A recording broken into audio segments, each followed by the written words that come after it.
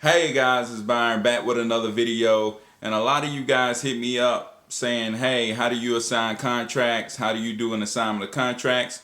So you asked for it and I deliver.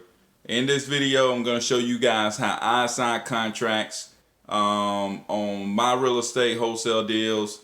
I showed you a video on how I do my regular contracts where I double close, but in this video, I'm going to show you how I take that first contract between me and the seller, and then I assign my position in that contract to a buyer, and I charge that buyer a fee for taking my position in that contract.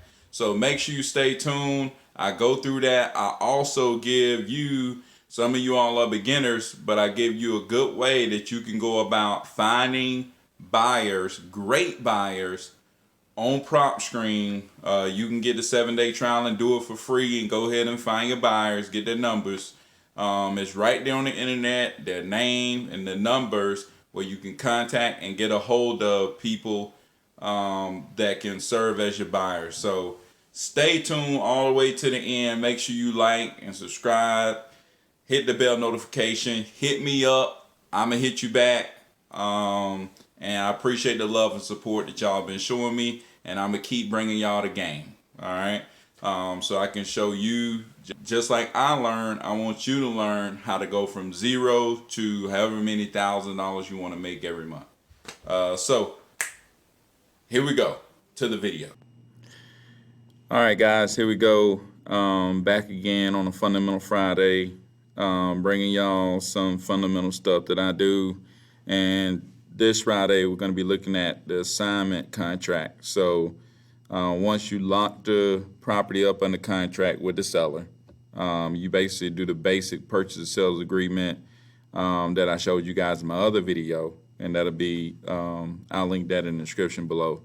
But once you get the contract between you and the seller at an agreed upon price, then you go and try to find your buyer, or you already found your buyer.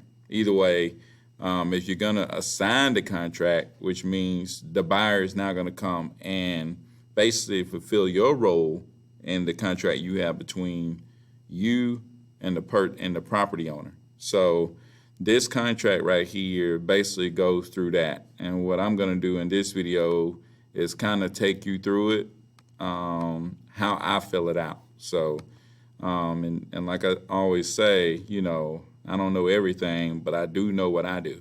And this is kind of how I do it. So as you see, this agreement is made between RLS Realty Services, and that's me. I am the assigner. And I'm going to leave this assignment contract below in the description where you can access it. You can download it for free. You don't have to go to a website and sign in with your email or whatever. Just you should be able to click the link. If it asks you for access, I just have to like click a button or something. I'm trying to figure out how you could just access it without, you know, me having to do anything. Hopefully I have that figured out by the time I post this. But so you are the assigner and the buyer is the assignee. And the assignee, they're just basically saying in this top line, hey, me, the assigner, is assigning a contract to the assignee about 123 Apple Street, right, which is the property that is in the other contract, right?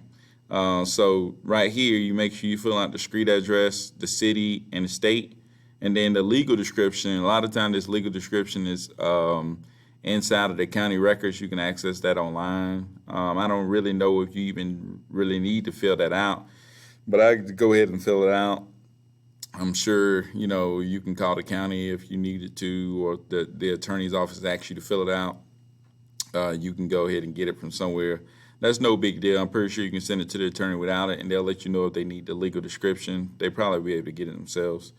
But anyway, so this just goes down and says, whereas the buyer, this is referring to the original purchase sale agreement. So it's saying I was the buyer in the original agreement, and John Roberts is the seller in the original agreement.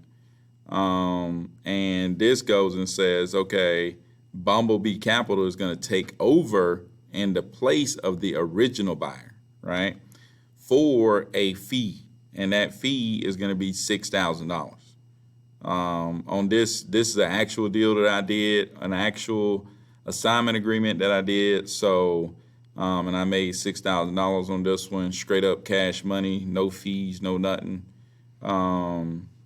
And this just goes down to spell out, hey,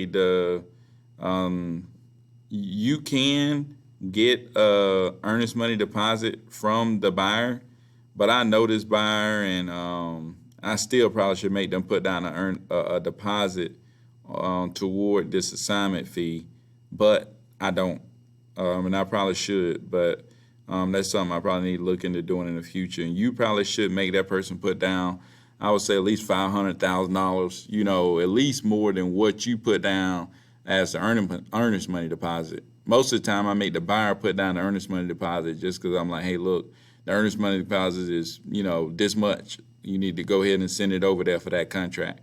And the buyer sends it if he wants it. And if they don't send the earnest money deposit, then, you know, I go find somebody else. So I know a lot of y'all's like, hey, I need this earnest money deposit. It's like, get the buyer to put the earnest money down. It's like, if they don't want to put the earnest money down, go find you somebody else. So, but anyway, so these clauses just go and talk about how the basically the person who's the assignee, the end buyer, basically accepts all the terms and conditions of the original purchase sales agreement.